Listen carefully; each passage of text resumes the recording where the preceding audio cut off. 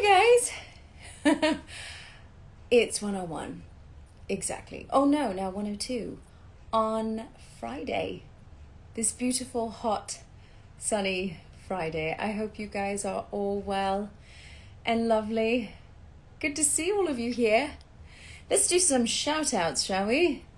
I see OUAT _ fan page, Brianne, Sophie, Emily Jade. Hey, Emma is here. Emma in the UK. Hello, love. Emma Beauties is also here. And Charlotte, Under the Feather, and Carolyn. And Keegan! Hi, Keegan. Oh, I miss you so much, love. I know you're filming. You're doing, you've been putting your rig together, and I've been following your adventures. I'm so proud of you. I can't wait to see what you're up to, and I love you loads. And you have to come on for tea again, please, when you have a free minute. Mwah. Who else? Nina. Tom is here. Celtic. TSO. Hello, hello, hello. So I must admit, this week has been super crazy. You know when you've got 50 million things happening at once, and then you just wonder, how am I going to tackle all of this? That's kind of been the week I've had, and it's not a complaint. It's all good. It just can be overwhelming, but you have to find the gratitude in being really busy. And of course, when it rains, it pours. So I'm grateful. I'm grateful. Welcome to the 21st chat session with Tea with Karen. And on cue... Yeah. Here you go, madam. Oh, hello. Do you want to say hi to everyone? Hi everyone. Hi. Excuse Keegan, me. I'm Keegan, sorry. You're not interrupting now. It's okay. Keegan was on here. Oh, cool. I don't know if she's still on here, but you can say hi. Hi, Keegan. Because Carl loves Keegan very much. I do love Keegan. Can you make sure Milo doesn't bark at the postman? Yes. Thank you. And thank you for my tea. Okay. There's no stevia in there, by the way. No stevia. What? Yeah. What? It's natural. Well, see, I'm not being a tea snob. Bye. But I love my stevia. Okay, hold on. Oh, that's actually good. And speaking of tea, on this 21st chat session with Tea with Karen, I received the loveliest surprise in the mail yesterday from the O'Donoghue family. And Colin and Helen sent me and Carl and I boxes and boxes of Lion's tea. And Carl's just made a cup of Lion's tea, and it is delicious. So, Colin, I think you're right. I mean, I love Barry's, and you sent Barry's as well. Thank you, love. But dare I say, I think I might have found a new favorite. This is so good. Thank you for our care packages. I mean, it was literally a huge box of tea. Other boxes as well. And anyway, so sweet, so sweet. I love my OUAT family, and we love Colin and Helen so much. So thank you. I'm going to go down a list that I've written before we start our tea with Karen with my dear friend Titus. I'll be choosing a winner for the Tea with Karen challenge. I extended the deadline because I know so many of you were wanting to get them in, and it's a busy time. A lot of you are returning back to work. A lot of you have kids that are returning back to school and trying to navigate through that new norm. Shout out to all the parents watching. You are superheroes for all that you do to make this pandemic life for your children brighter. So lots of love to all of you. But I will announce the winner for the Star Human Challenge. I love this challenge so much because there is so much joy in acknowledging the star humans in your life, lifting and elevating each other. And it was just such an honor to go through all your posts and to see your submissions. So thanks so much for submitting. I do have a new Tea with Karen challenge, which I hope you're not going to be upset with me because it's going to be a bit of work. But I'm telling you now what it is, and I will post it later for the details. And you will have 2 weeks to do. I feel as many of us are starting to gear up to go back to work, or if you're already back at work, life is becoming a little bit busier and complex again through this new norm. So what I thought would be really lovely is if you guys can put together a collage of all the oh, you guys still there? Hi guys, sorry, I wanted to pause for a second because I can't see your updates and everything, and I realized I had so many pages up on my phone, so I just closed them all. So take 2. Tea with Karen challenge. I was thinking for this new challenge, now that we're all going back to work, or if you're already at work as well, life is becoming busier in this new norm, and I thought it'd be really nice if we could do a collage of photos or anything that's resonated with you during this pandemic, during these challenging times. It's sort of like the gratitude jar challenge, but what I thought would be nice is if you can do a digital, doesn't have to be digital, you can write it out, but a collage nonetheless, of just reflecting back on the past year so far. So if we're going back to March, at the start of the pandemic to this point, and you can write down any trigger words that bring you joy, that inspire you, that give you strength, words that have really stuck with you, or pictures or photos, or even it could be anything. I think it's so important that each and every one of you, all of us, give ourselves a pat on the back for the past, 5 months of trying to keep our sanity intact and navigating through all of this. And I thought it could be really uplifting to do. And I hope that when you do this challenge, that it just is a reminder to you about just how strong you are and just how magical each and every one of you are, and that you should be so incredibly proud of yourselves for taking care of your mind, your mental health, your emotional well-being, your physical health, showing love and respect to those around you, your family, your friends, your loved ones. So that's a challenge, and I'll write it down and I will post it, but you'll have 2 weeks to do that. So very excited about that. I'm also going to be taking a week off. So next week, I want to use this time to put out I have so many care package winners from the Tea with Karen challenge winners that I want to send out. And it's a perfect time to order stamps from the USPS. They need our support, especially from my American brothers and sisters on here. If every one of us ordered at least one sheet of stamps from the USPS, we could save the USPS. So just go to www.usps.com.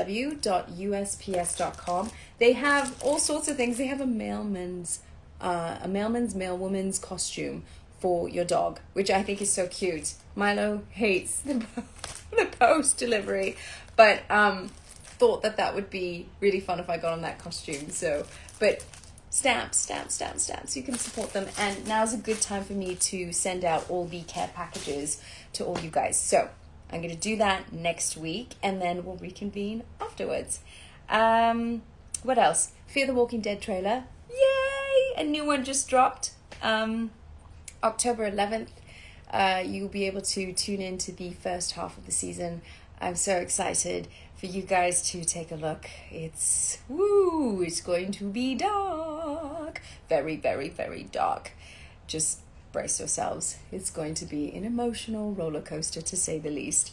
And that's out now. I think Undead Walking posted an exclusive trailer drop this morning, so you can take a look over there. Other news from Bentonville to the American Black Film Festival. Thank you to all of you who tuned in last week to Bentonville Film Festival to support our short film in Hollywoodland. It's been so magical and wonderful, just immersing ourselves amongst all these fellow creatives. Very exciting. And now we go to the American Black Film Festival, which kicks off today, day one. And if you guys want to watch our short in Hollywoodland, all you have to do is go to abff.com and you register there. You register for free and you will get a free virtual pass, and you can watch all the wonderful films, shorts, features, narratives, documentaries, all on there. So go and register, because there's some really, really great films. And that moves me to my Amplify Melanated Voices section. A big shout out to American Black Film Festival. You can follow them on Instagram at ABFF. I'm so grateful for this community, promoting, supporting, encouraging, elevating, inspiring Black stories from Black filmmakers and BIPOC. It's truly a wonderful creative community. So check out their profile over there. There were over 1,000 submissions for the film festival, and we were so lucky to be chosen for the emerging directors section. And a big shout out to Jessica Sharif, our director for In Hollywoodland. So proud of you, love. And our next choice for Instagram platforms, Coach _ Colleen, Colene. I love her. She's a motivational and leadership expert, and her big quote is helping women level up. What's not to love? Inspiring page, very uplifting. I encourage you all to check her out. Right, now, no more babbling, no more Isabella babbling, as we say in Gallivant. I'm so excited to have a cup of tea today with Titus Makin. I worked with Titus on The Rookie. You know him as Jackson West on The Rookie, The Path, Pretty Little Liars, Star-Crossed, Glee. And on top of that, have you heard him sing? Oh my gosh, his voice is like caramel. He's known in his music as Butterfly Ali. And I'm going to bring Titus on. Grab your cups of tea.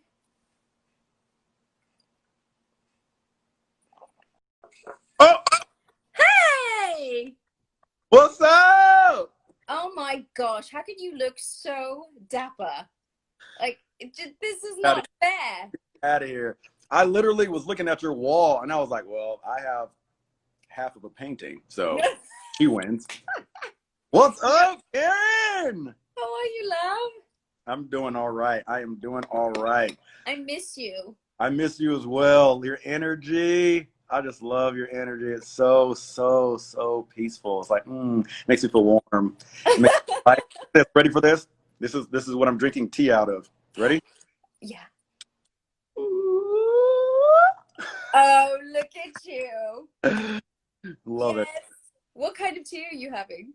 This is just mint tea. Mint tea. Yes. So, Good. as a gift to me, y'all, Karen bought me some tea that I have yet to actually make the right way. Right. Because quite honestly, I forgot what the right way is. But she's great. She's a true gem.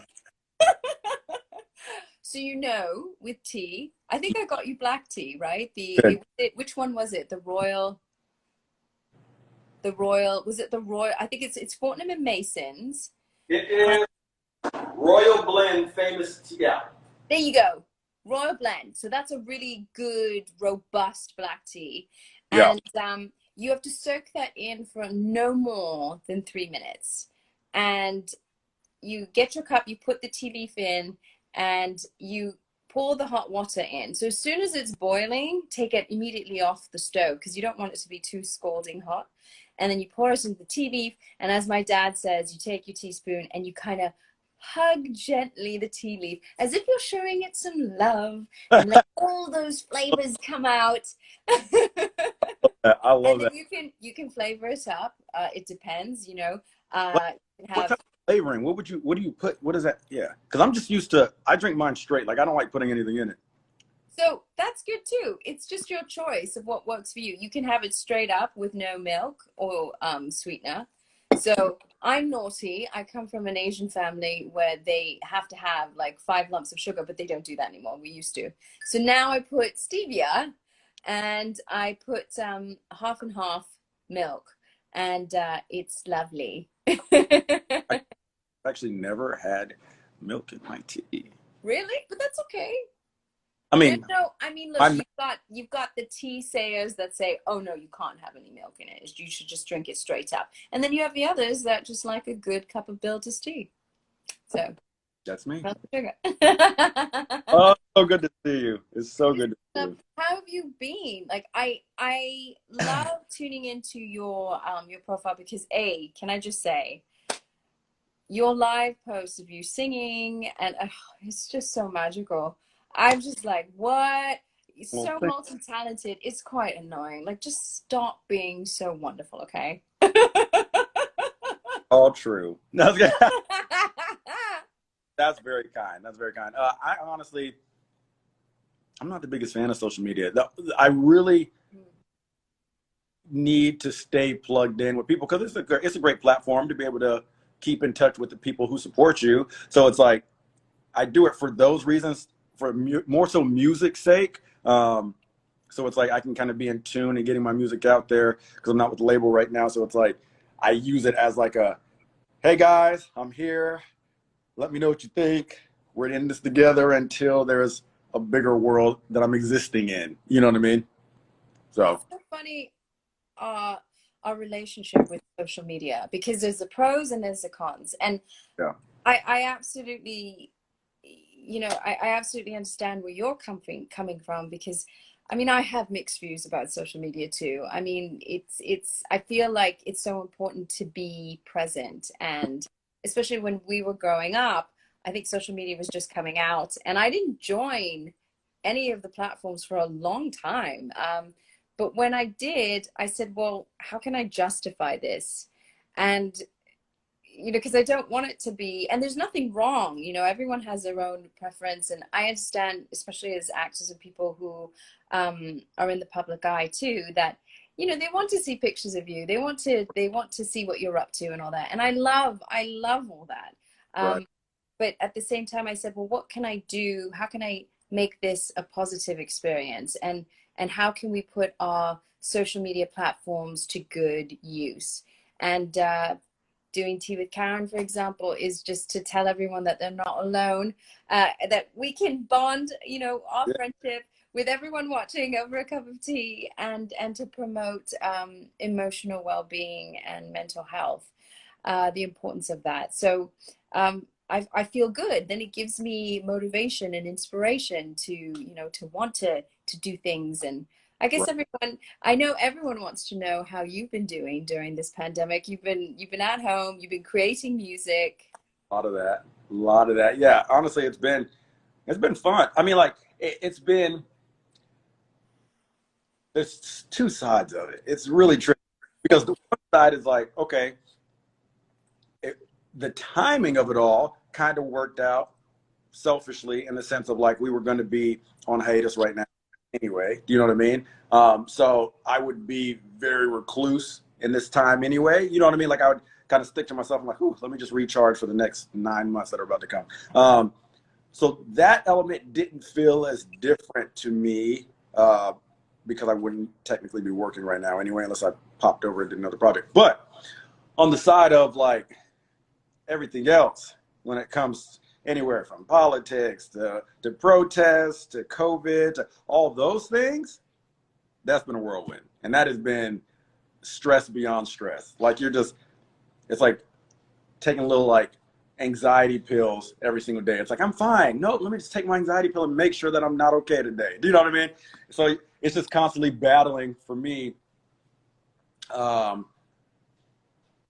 Well, sanity. Like, to be honest, and it's just kind of like, okay, so now that we're grasping a lot of the, I say that loosely, grasping, a lot of the racial inequality issues, and like it's becoming more of a conversational thing where everybody's pseudo getting on the same page with that. And I say that because there's still tons of people who are opposing that, which welcome to America, but or the world rather. My brain is kind of like, okay, but then there's like the COVID thing where you're like, okay, there's a sense of normalcy. I see that we're trying to get back to work. I see that things are trying to get back to normal, but then there's still the unknown of like that. Like, I don't know, like even talking about how we're going to film and what happens if one of us tests positive. And it's like, what do we do when we're offset? All those things. And there's just personal life. So it's been a roller coaster ride, but all to say that it has promoted a lot of creativity. It's promoted a lot of personal growth, self-reflection. Mm-hmm. There's been a lot of time for all that. That's a lot, I just said. And it's so comforting to know that what you're experiencing and going through is what a lot of us actually have in common as well. Yeah. And I think you just have to, one thing I find, I talk to myself all the time, even more now as I'm navigating through this. I'm like, okay, this has happened. Okay, just hang on. What does this mean? Right. And it's just trying to digest things because it's all kind of happening at once. But yeah, it's all out, and it's so overwhelming. Mm-hmm. And I know meditation has really helped me. Tapping has really helped me. And this is something that Alyssa, our sweet, wonderful Alyssa, and I, we've been talking a lot about and bonding over too, is just that how much that's just been so life-changing for me. Yeah. Pre-pandemic, during pandemic now, and moving forward. It's just trying to listen, really listen to what we're feeling, what we're experiencing, talking it out.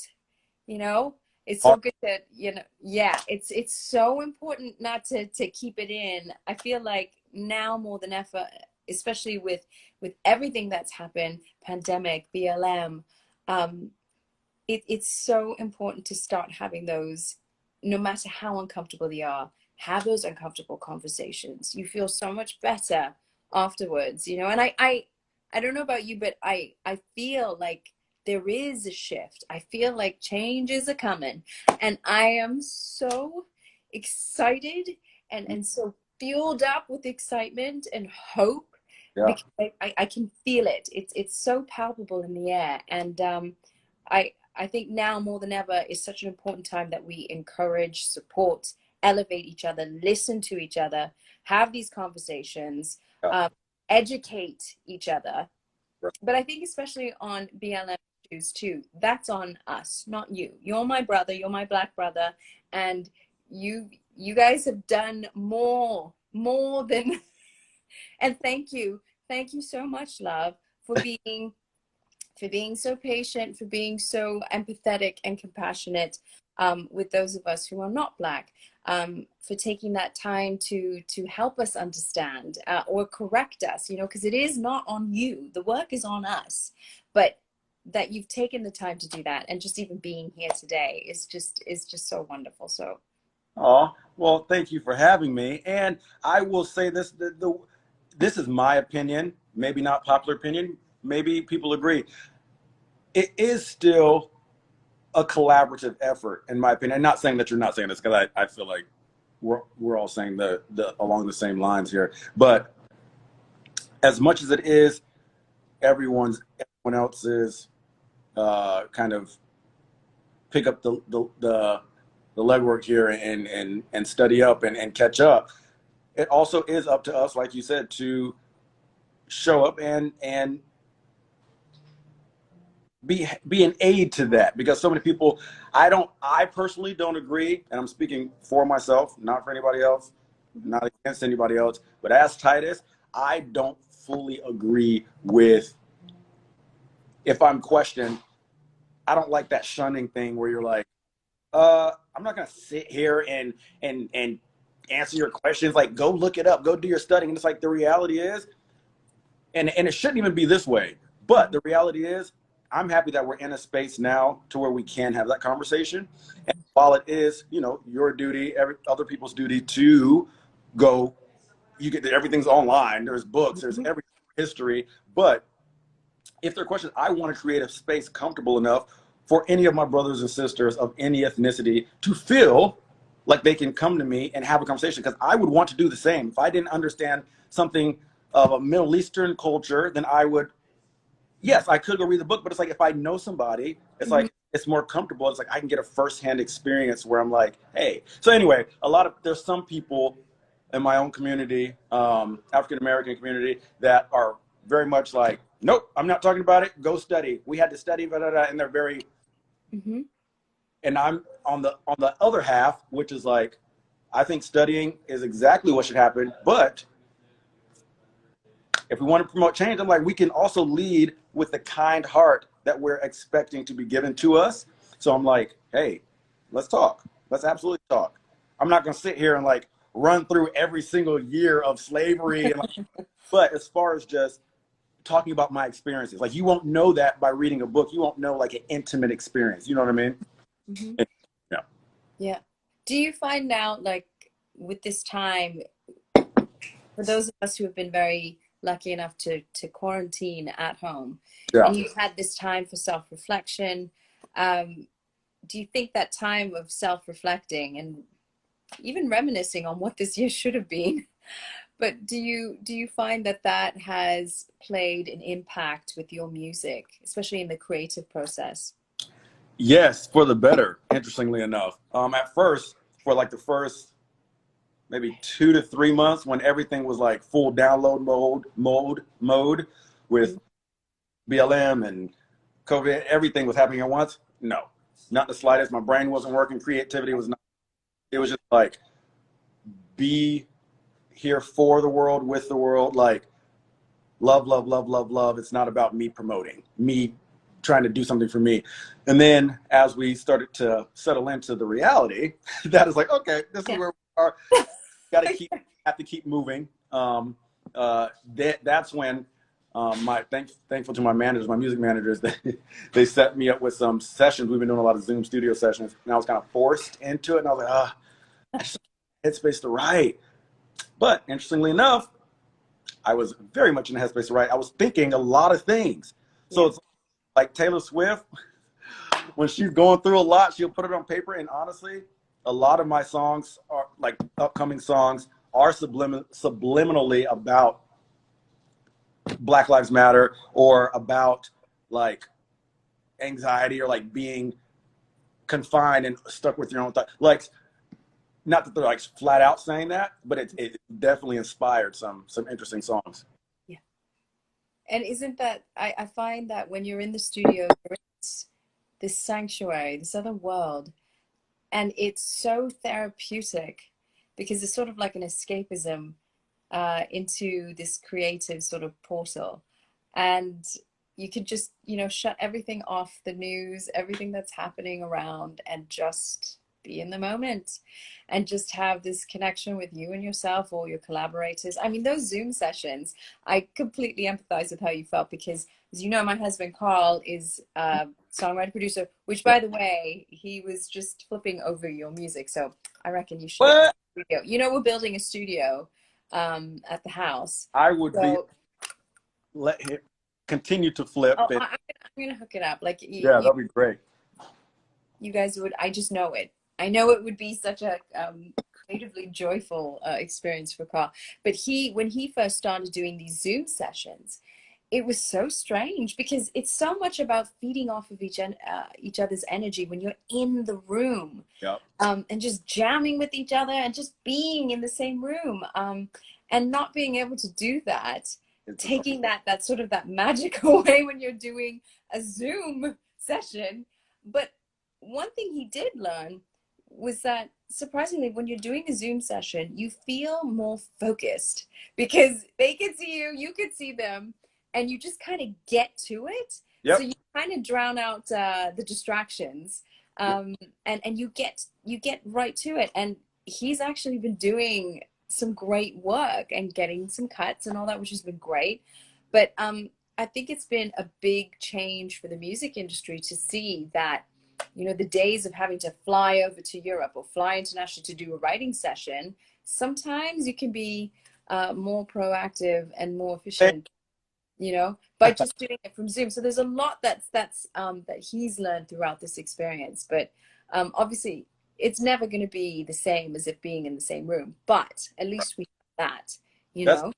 you've been getting to the point. That is very true. At first, it was weird, and then you do so many of them now. Like I've been on like 2 or 3 a week, Yeah. and honestly, it does. You do kind of get to the point. Take a couple hours, and you plow through it, and you're like, all right, see ya.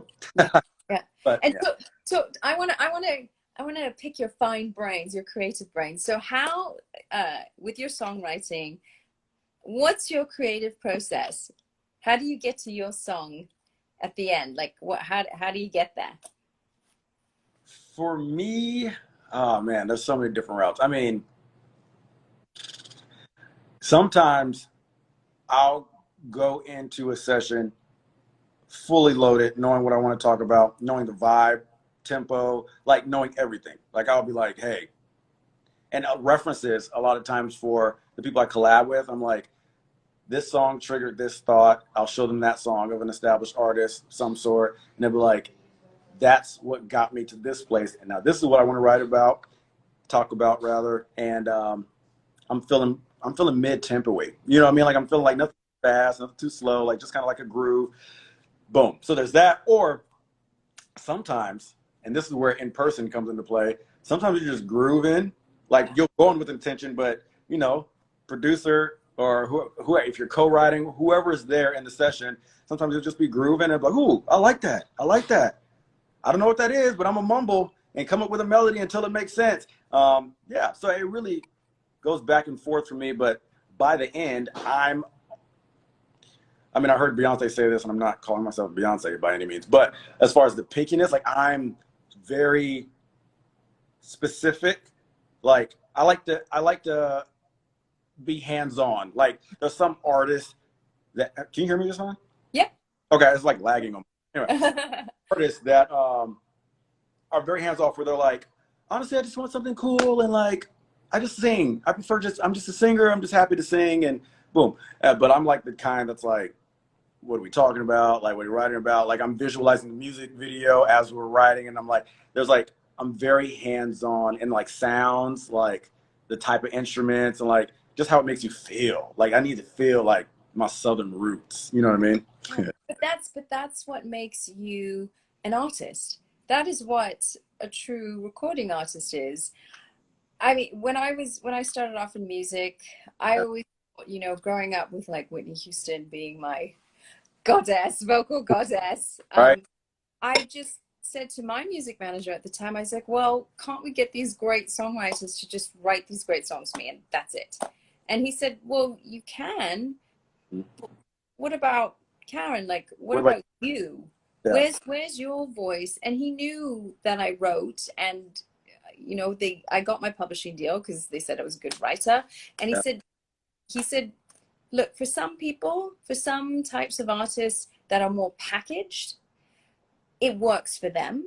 Right. But for you, he said, you've got a little bit more soul there, and people want to hear that. They want to hear your authentic voice. Yeah. And so it does come down to those little touches, you know, a guitar riff here that you want. Yeah. Or sometimes, because I often, when I'm working or collaborating, I'll sing a riff or something because I can't necessarily play it. Or I'll, like you, it's kind of like cooking, putting a little bit of this and a little bit of that, you know, Uh-huh. little bit of that. Yeah. And it's just so exciting when the layers start to add up, and then you just come up with even a great chorus or a great verse, and you just kind of explore. I mean, that is the most thrilling thing when you're writing a song, is to just witness in the moment this song coming into formation and happening. It is thrilling, and I've missed it so much. You've been so inspiring, love, because I've been watching you and living vicariously through your recording sessions and performing and all that. And I said, gosh, because I started doing music and acting at the same time. And I wanted to pay my dues equally with both of them, so that I wouldn't have any of those naysayers later on saying, oh, she was just a singer who wanted to be an actor, or an actor who wanted to be a singer. No, I want to do both, and I'll pay my dues for both. Thank you. Oh, So, yep. right? So, did Yeah, that. exactly. Did the struggle.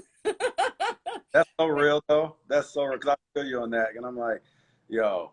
And people, what's not annoying, because they don't know any better, but what's annoying for me in our industry, whether on the acting or music side, is when they pull one of those, like, you know, it's not even the industry's fault. It's actually the receivers, the people watching, when they're like, oh my gosh, like, where'd that person come from? And it's like, I've been playing in venues for years. Do you know what I mean? Like, it's like, they're like, oh my gosh, like, oh, he just like got famous. Like, oh, he just probably like knew somebody, or like slept with somebody, or like, oh, now the song's famous. It's like, no, no, no.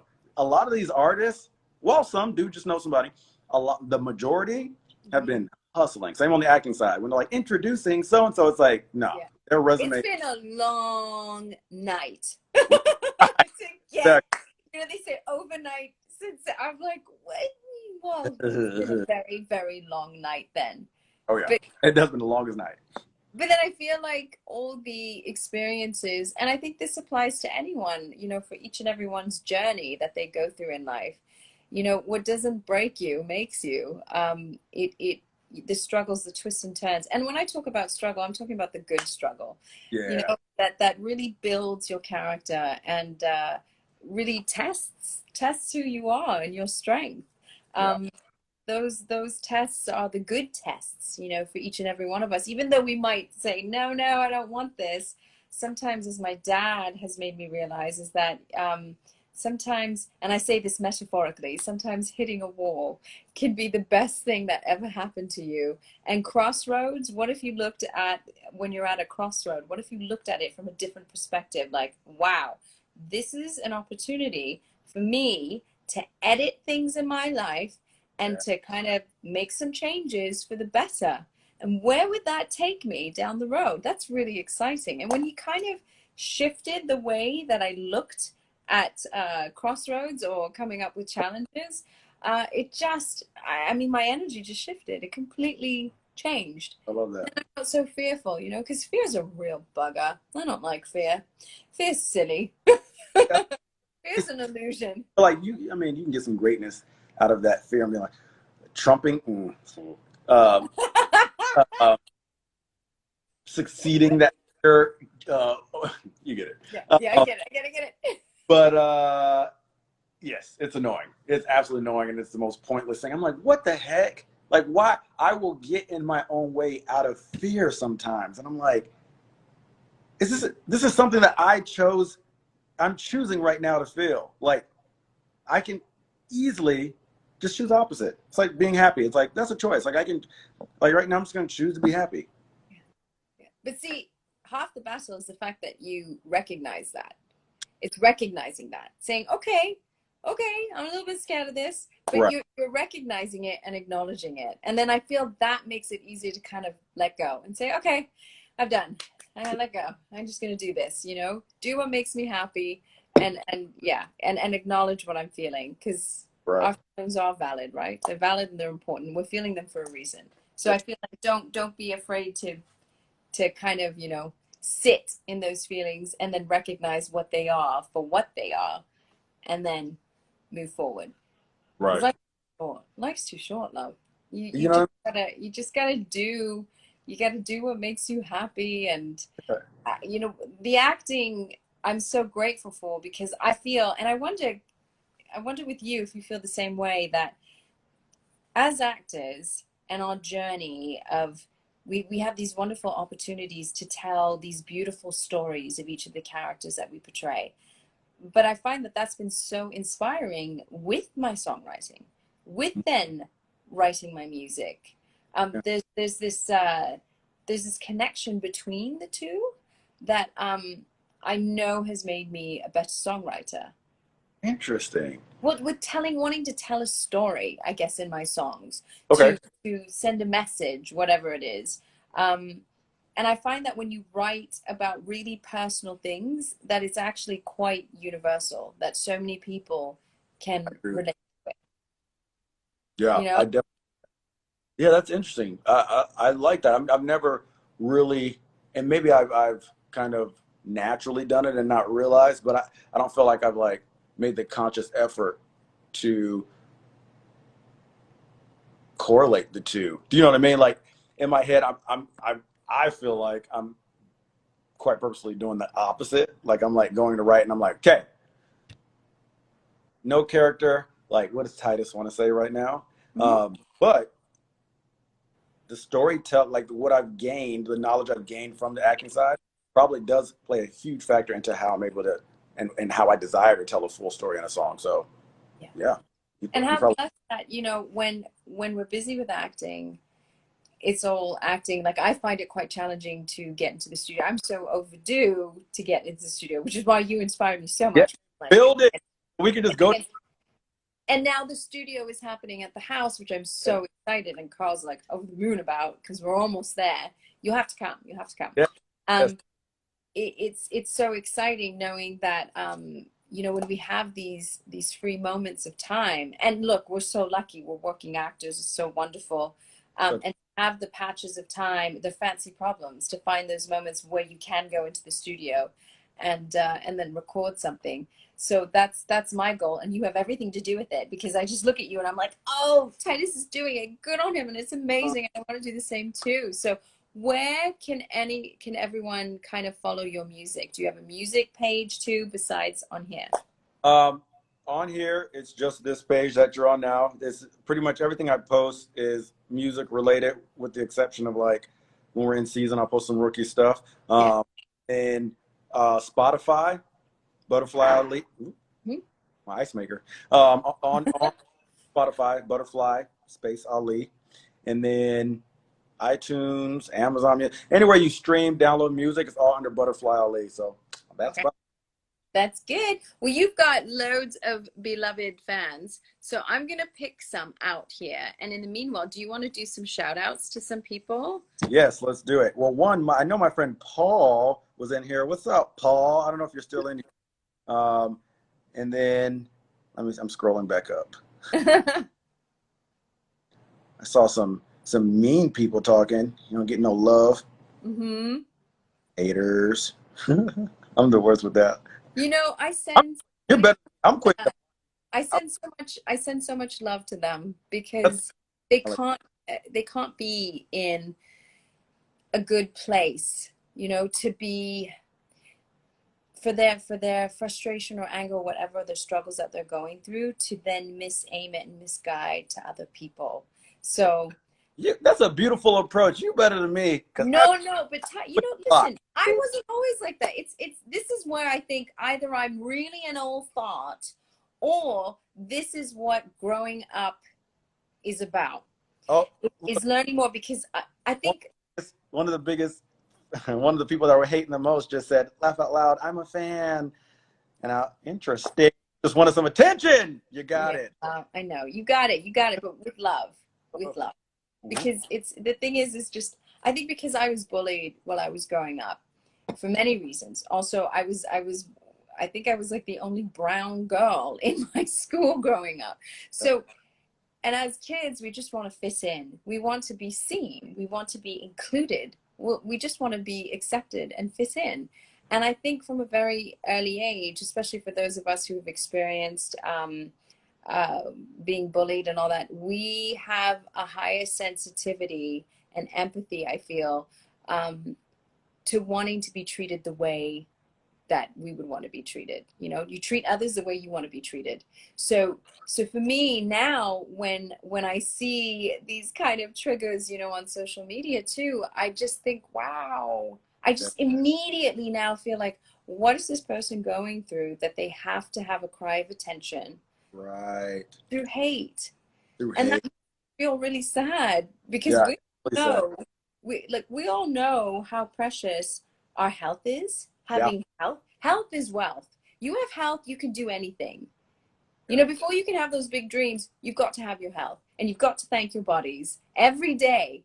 We take it for granted, all of us, that we have a beating heart, that we're breathing. You know, those are gifts. Those are everyday miracles. You can't do anything else in life without your health. So that's first and foremost. We've learned that, especially now during this pandemic. And just seeing, I think just seeing these people who then are in a place of pain, that makes me feel really sorry for them and empathetic. And I just hope that there could be so much love and light coming their way, because here's the truth of the matter. Each and every one of you who are watching right now, all of you, even the ones that are, you know, the little, as we say, shit disturbers, right? Even those, every single one of you deserves a wonderful life. Every single one of you deserves your dreams to come true. Every one of you has to believe that you deserve that, because you do. You really do. All of us. Can you imagine if the world just kind of cheered each other on, saying, I want you to have your best life. And when you succeed, I am so happy for you. Oh, well, that would be fantastic. And I think that's the new pandemic we need to spread, is to spread the pandemic of love and empathy and compassion, cheering each other on amongst our different communities, because we're this global family. That needs to happen more than ever now. And if we don't do it now, then we're not setting the example for the younger generation. You know, my nephews, their kids, you know, and it's got to start somewhere. And I really hope that we can be that generation. No, but I just, my hope is that we can be this generation that we look back on and say, in history, and say, well, this is the generation that really, really cared. This is the generation that was so brave to fight the good fight, to speak their truth, to and to promote and support a very inclusive world. That's my hope when I'm old and gray, sitting on the rocking chair, that I can look back on and just have a big smile on my face, you know, before I bow out. Long later. But you know, so that's kind of where I'm at. So, but you keep talking your talk while I look at. You've got so much love here, Titus. Yeah, and there was a couple people I know too while you were speaking. I don't know how to say this. Danny Russell. Loves music. Thank you for loving my music. That's very kind. Thank you very much. I appreciate that. They keep saying you guys are beautiful. Y'all are beautiful. Thank you, parents, all followers who are freaking embracing me. And then there was a couple. They move so fast. They do, right? But Titus, I want you to feel the love, because there's a lot of love on here, and you're such a stellar human being. So I'm so glad that for those who follow me, who are getting to know you over here, that they'll follow your journey too. Okay, so I've got some really good questions here. Okay. All right. So Aisha.Medlock says, if you could be any superhero or villain, who would it be and why? So I already know this. Okay. There's two, and they're both. I guess they're both technically heroes. Anyway, one of them, obviously hair short again. We have to go a slightly older route with this, okay? Because the character's a little bit younger, but there could be an older version. Black Spider-Man, Miles Morales. Okay. Oh, yes, from your lips to universe's ears. Okay. Because they did Andrew Garfield, and he was like the older version of a Spider-Man kind of thing, like a bit more mature kind of take on it. So if they do that, Miles Morales, done. Okay. And then I've always, for whatever reason, wanted to be an X-Men. I don't know what kind might pop up that has whatever powers. It really doesn't matter. I just want to be an X-Men. Okay. Okay. So we're putting it out there to the universe now, to God, universe's ears. Yeah. I like it. I like it. Bang. Somebody said say bang. There's a TikTok trend right now going, the bang. It's funny. It's hilarious. Okay. So Ryan_Grow asks, how has being on The Rookie changed your life? It has done a lot of things, positive things. One, it's just been interesting being on the flip side of what I thought I knew. And I say that.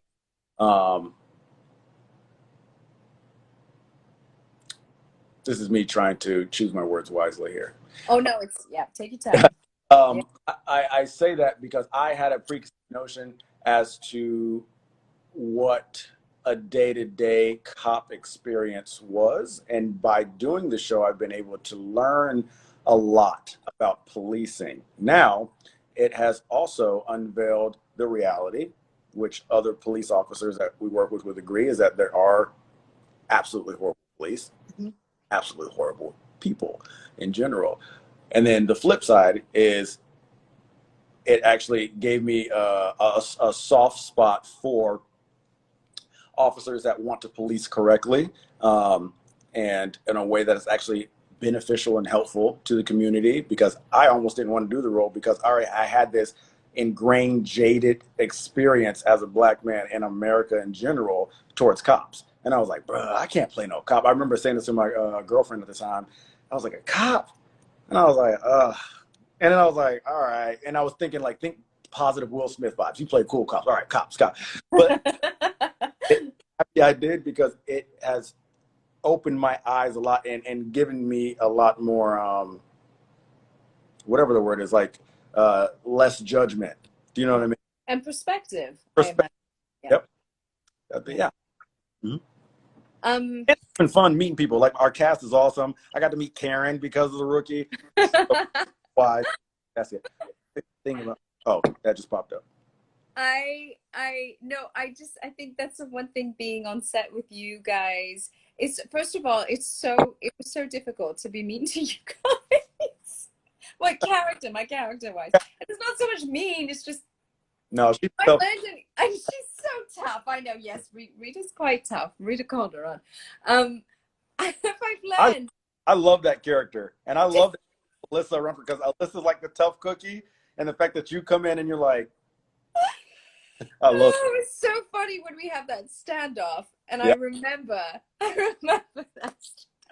And your face was a picture. I was trying not to laugh. I just thought, in between takes, guys, just so you know, FYI, it is so difficult to be tough on these amazing, beautiful, lovely human beings. But the actor side of me is like, this is great that I'm playing a character that is so different, that can be mean and tough. And it's, if I've learned anything in my life, my mentors sometimes, they're not mean, but some of them, they challenge you because they take you seriously. And so that's what I kept telling myself, but in between takes of hugging Titus and maybe Alyssa, because it was so... Yeah. Well, crazy enough, one, what up, Tanner? My buddy Tanner's in here. Two, it was crazy because, y'all, I don't know if you remember the part of the little standoff where Karen's character, Alyssa's character, smacks the spine. Karen's.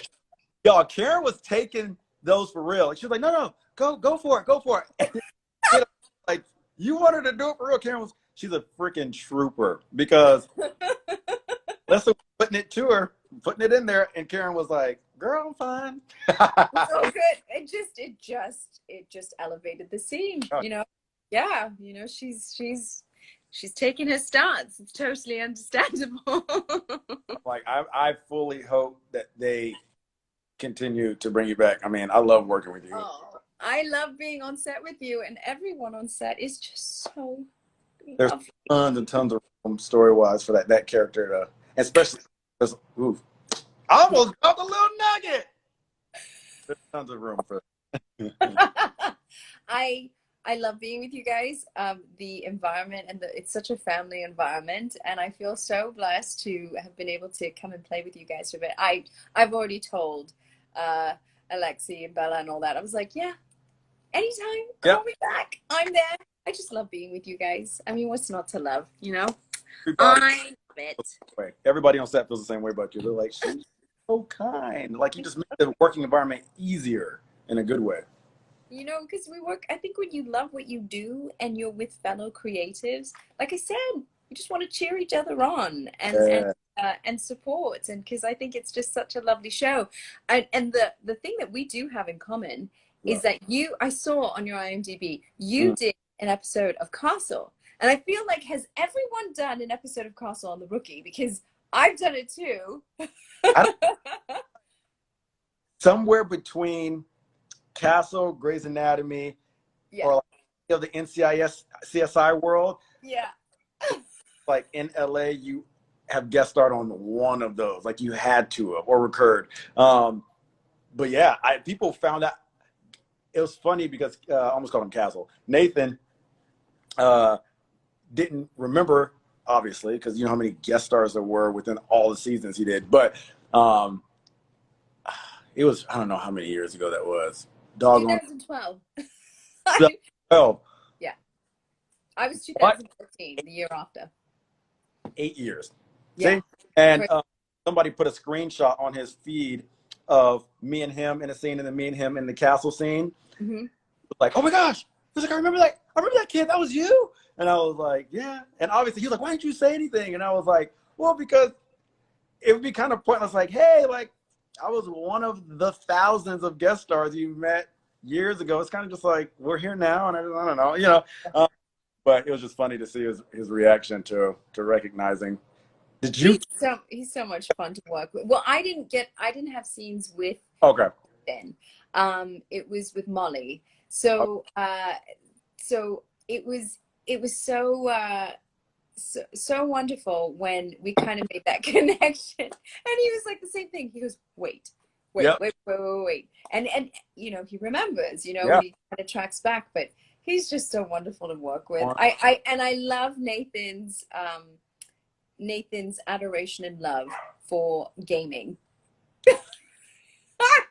He's such a gamer boy. I love it. It's like a kid coming out, you know, all about and I can't keep up with all the technology coming out. What are those brain farting, the goggles or something that you wear. The VR. VR. Is it VR? Is that what it's called? VR, yeah. Okay, guys, you can tell me. Yeah, you probably know. It should be But he talks a lot about those, right, on set, where he's talking about his games and the VR world. I just love that he loves gaming so much. And honestly, I ain't shaking your hand out like, yeah. Oh, don't worry about it. About the hair. Sorry, I'm answering one of these. It's going back. This is for fun. And I love this hair. Thank you. If this is what pandemic hair looks like sign me up. It's so you look good. I gotta keep carrying around, man. But I'll cut it back down because obviously it's not appropriate for regulation for a cop. Yeah. But at least you can have this now, and then when you go back to work, right? Exactly. Yep. Yeah, you're all good. Let me pick a few more questions. I love you too, Carmen Bar. Oh, thank you. Oh, I love this question. If you could do a Freaky Friday episode of The Rookie, who would you want your character to be? That's fun. And I know the answer to that too. Makia's character, Nyla Harper, hands down, because she gets to play with so many fun characters. Like she has this like coked out crackhead character that looks like a blast to do. And then she's like, has these emotional moments with her daughter and she has stuff going on there. And then she has like, she's a tough cookie. When it comes to work, she has a lot of layers. And I love that. Yeah. And Makia is so wonderful. I mean, not that I'm biased because I know Makia from Once Upon a Time. Right. I just love how you see her playing an iconic princess, Disney princess, to then switching over to this dynamic and wonderful character on The Rookie. She's so brilliant. Great. So brilliant. That's a good one. That is a good one. Let me see. What is your favorite aspect about your career? That I allow myself to kind of expand my creativity because in the industry, and I'm happy that Karen's been the same way in her career, but you have so many people telling you you just got to focus on just do one thing. You can't blah, blah, blah. And it's like, no, I'm happy that I've never really told myself no. Like I've allowed myself to have bigger aspirations and be like, no, okay, I can do that.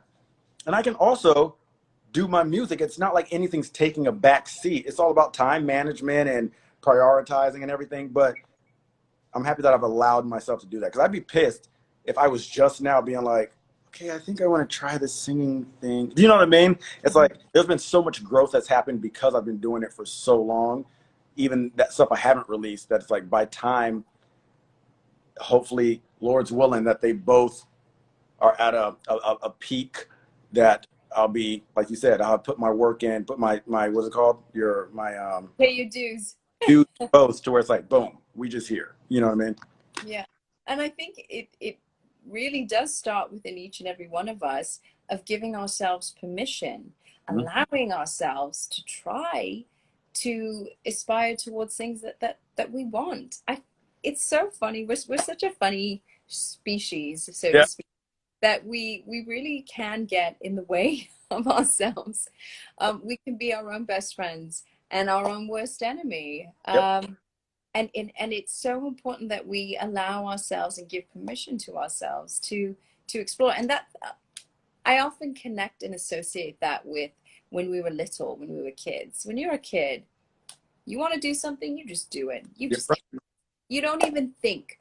No. You kind of switch off all the buttons in our head, and all the thoughts and everything. We just shut it all off when we were kids. We don't even think, because we don't have that awareness yet. There's something so beautiful and so innocent about when we were kids. And I did an interview this morning. I was just talking to Stephanie over at Sci-Fi about Mhm. it, just saying that it's so important. My mom and my dad always remind me, don't forget that childlike innocence that we did have, that was so pure when we were younger. Yeah.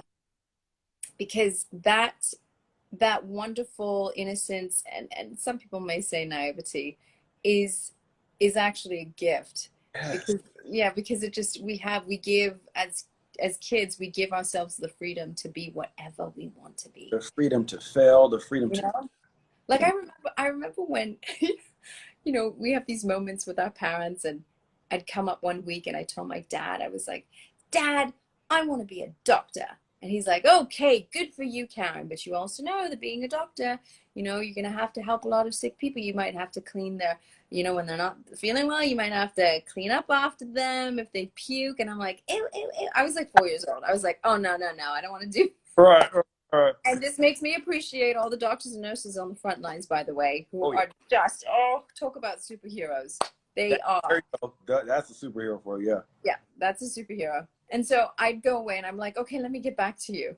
And then I'd come back to him like 10 minutes later, say, okay, Daddy, I want to be a lawyer. What? Like, that where did we hear that? I feel like every kid wants to be a doctor, a lawyer, or like a firefighter or something. yeah, a firefighter too. And Like, I said firefighter as well. That was the next one. My dad's like, oh, but it's really dangerous. But okay, if you want to do that. But it's so funny. My point is that as kids, we constantly feel that we can do anything that we set our mind to. I want to do this. And you really believe it when you're a kid. Yes, this is what I want to do. I want to do that.